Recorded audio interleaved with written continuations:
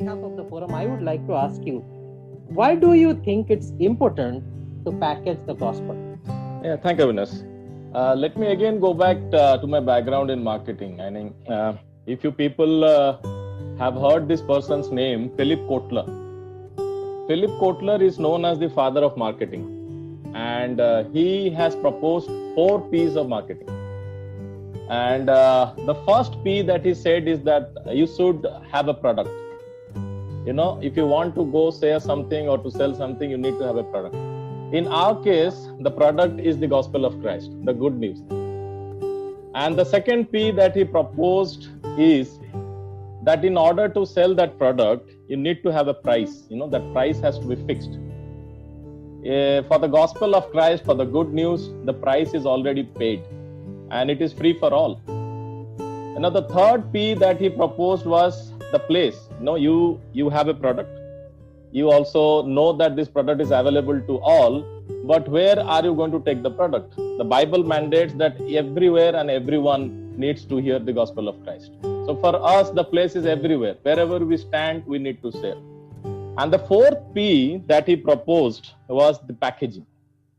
You know, you may have a product, you may have a pricing on that, you also may have a place where you're going to sell. But unless and until you entice the people to use it, unless and until they show the interest to use the product, you're not going to sell the product. And that is where packaging plays such a big role. You know, for me, the packaging of the gospel of Christ, for me, the best way to package is with cultural relevance. You know, why cultural relevance? Because when we package the gospel with cultural relevance, then the user accepts the product for further usability. You know, let me give you an example. For example, a milk. You know, every one of us are buying milk. You know, milk can be delivered in a variety of containers. You know, you can buy milk in a glass bottle. You can buy milk in a pouch. You can also purchase milk in a cardboard carton. Okay, the type of container is not important as long as the milk is pure. Okay, if the milk is pure, then your preference doesn't matter. You can purchase the milk, you know, through a pouch or a glass bottle or a container, whatever it is. But the only condition the container become important is when the buyer has a strong personal preference for a particular type of container.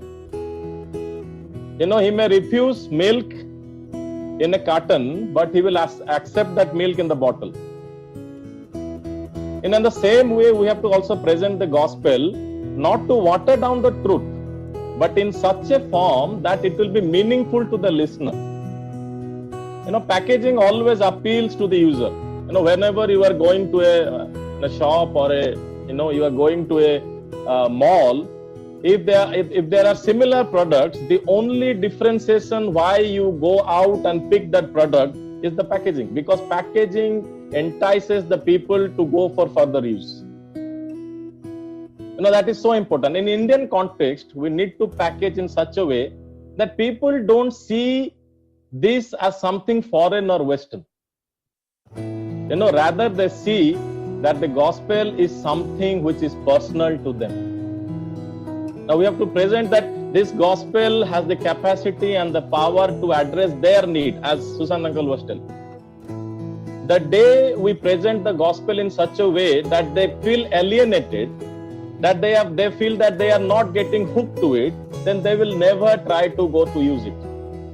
So for me, packaging the gospel in a cultural relevant way, for me it is very, very important, because that is where we are helping them so that they are going to probe more, to know more about Christ.